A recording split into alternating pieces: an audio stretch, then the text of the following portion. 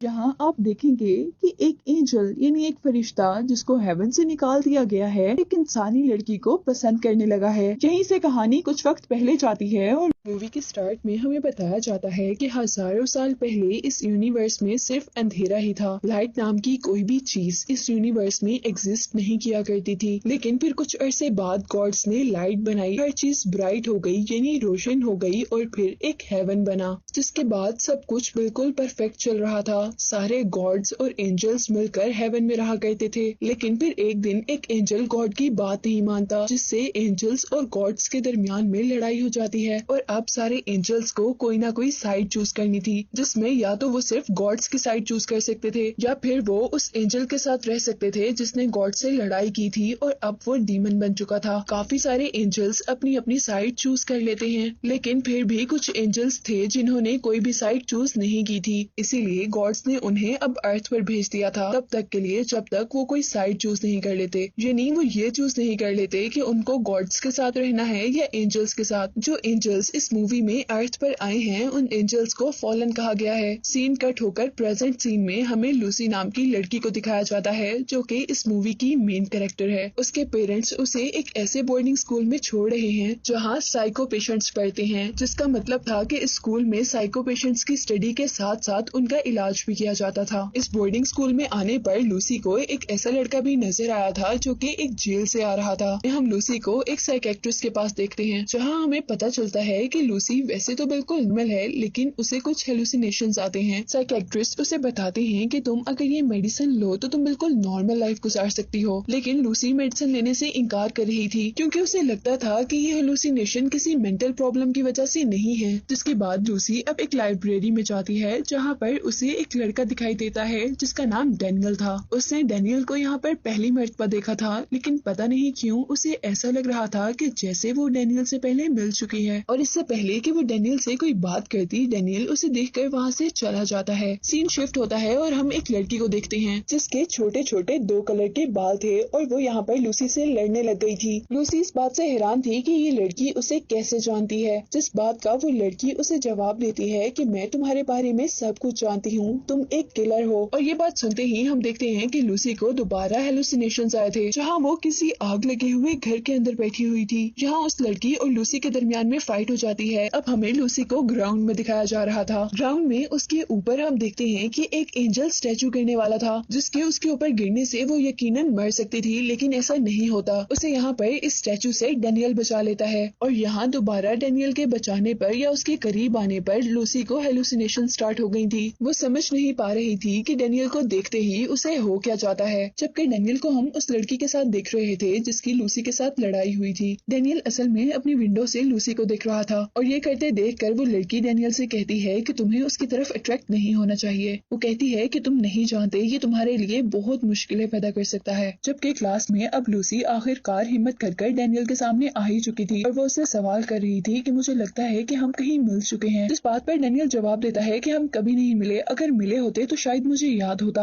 और ये बात कहकर वो उसे इग्नोर कर आगे चला जाता है, जबकि लूसी उदास होकर वहाँ से बाहर आ चुकी थी। और बाहर आने पर उसे वो लड़का कैम मिलता है जो कि मूवी के स्टार्ट में उसने अपने साथ हॉस्टल में आते देखा था। कैम लूसी को कॉफी की ऑफर करता है। वो लोग काफी देर बैठकर बातें करते हैं और यहाँ हमें पता चलता है कि कैम अब लूसी को पसंद करने लगा था। अब हम उन सारे स्टूडेंट्स को एक्टिविटी क्लास में देख रहे थे जहाँ स्वॉर्ड फाइटिंग चल रही थी। लूसी को स्वॉर्ड चलानी नहीं आती थी, लेकिन वो फिर भी पार्टिसिपेट करती है और इस मर्तबा उसकी ओपोनेंट वही लड़की थी जो मूवी के स्टार्टिंग सीन में उससे लड़ रही थी। उस लड़की ने बहुत आराम से लूसी को हरा दिया था और अब लूसी का कंपटीशन डैनियल के साथ था। डैनियल के सामने आते ही उसे दोबारा हेलुसिनेशंस होते हैं। उसे नजर आता है कि वो कहीं ना कहीं पहले भी डैनियल से ऐसे ही स्वॉर्ड से लड़ चुकी है, लेकिन अपनी इस लाइफ में उसने कभी ऐसा तो नहीं किया था। इस वक्त वो अपने हेलुसिनेशंस में रहते रहते ही डैनियल से लड़ रही थी और उनकी काफी जबरदस्त फाइट चल रही थी। सारे पार्टी एंजॉय कर रहे होते हैं और हम देखते हैं कि लूसी एक अकेली जगह पर आ जाती है जहाँ अब दोबारा उसके सामने वही लड़की आई थी जो हर बार उससे लड़ने के लिए आ जाती है। वो उससे पूछती है कि तुम क्या करती हो आजकल, क्या तुम्हें आज भी वो लड़का नजर आता है जिसे तुमने मारा था। वो उससे पूछती है कि क्या तुम्हें अभी भी हेलुसिनेशंस होते हैं। जितनी भी बातें ये लड़की कर रही थी लूसी को कुछ भी समझ नहीं आ रहा था।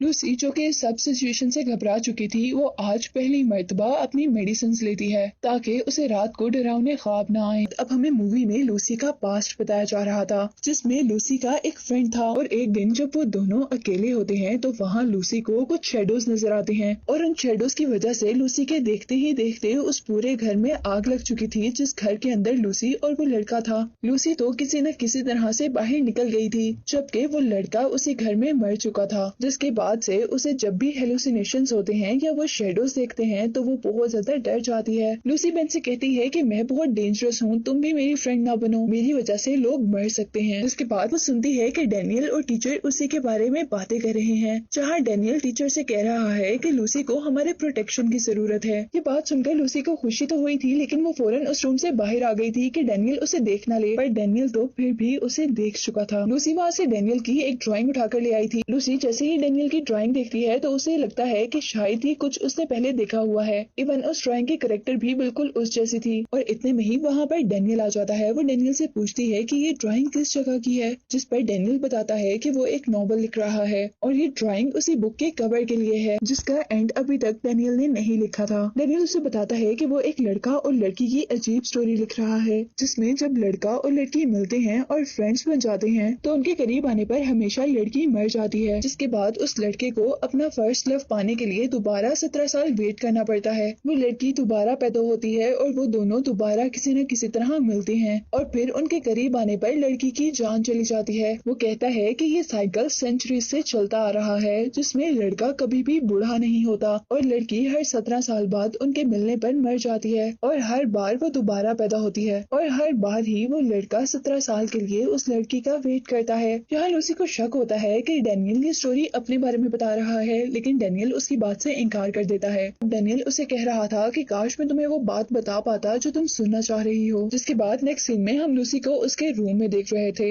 आज रात लूसी का बर्थडे था, इसीलिए उसके पास कैम आया था। उसे अपने साथ एक पार्टी में चलने को कहता है, जिसकी शर्त उसने ये रखी थी कि अगर लूसी उसके साथ पार्टी में जाएगी तो वो उसके सारे सवालों का जवाब दे देगा। वो लोग पार्टी कर रहे होते हैं और लूसी काफी मर्तबा उससे अपने बारे में सवाल करती है, लेकिन कैम किसी भी बात का जवाब नहीं देता। तभी यहाँ पर डैनियल आ जाता है। उन दोनों के दरमियान में लड़ाई हो जाती है और वो लोग एंजल्स की बातें कर रहे होते हैं, जो कि किसी की समझ में नहीं आ रही थी। उन दोनों की लड़ाई देखकर यहाँ पर लूसी घबरा चुकी थी और वो वहाँ से भाग जाती है। और अब पार्टी से बाहर निकलने पर उसे दोबारा कुछ वियंस आ रहे थे। वो वियंस अब बहुत ज्यादा रियलिस्टिक लग रहे थे, ऐसे जैसे अब उसके साथ ही सब कुछ हो रहा हो। और वो इस बात का पता चला चुकी थी कि कहीं न कहीं ये वियन डैनियल के साथ जुड़े हुए हैं। इसीलिए लूसी अपने फ्रेंड बेन के पास आती है, जो कि कंप्यूटर्स में बहुत माहिर थी। वो लोग डैनियल की पिक्चर लेकर एक खास सॉफ्टवेयर में डालते हैं, जहाँ से उसके बारे में वो सारी इन्फॉर्मेशन निकाल सकते थे। और सॉफ्टवेयर से उनको पता चलता है कि जो फोटो उनके पास थी वो डैनियल की सेंचुरीज पुरानी फोटो थी। वो लोग ये देखकर बहुत ज्यादा सरप्राइज थे कि हजारों साल बाद भी डैनियल बिल्कुल वैसा कैसे हो सकता है। उसके फेस पर एजिंग की कोई निशानी नहीं थी। वो लोग उसके बारे में और सर्च करते हैं, जहाँ पर उन्हें एक और तस्वीर मिलती है, जिस तस्वीर में डैनियल और लूसी सालों पहले एक साथ। इसके बाद अब दोबारा लूसी के पास्ट की तरह उसे यहाँ पर भी शेडो नजर आते हैं और उस पूरी लाइब्रेरी में आग लग जाती है, जिस लाइब्रेरी में बैठकर वो डैनियल के बारे में इंफॉर्मेशन कलेक्ट कर रहे थे। आग लगने पर यहाँ वो लड़का मारा जाता है, जो कि सारा की हेल्प कर रहा था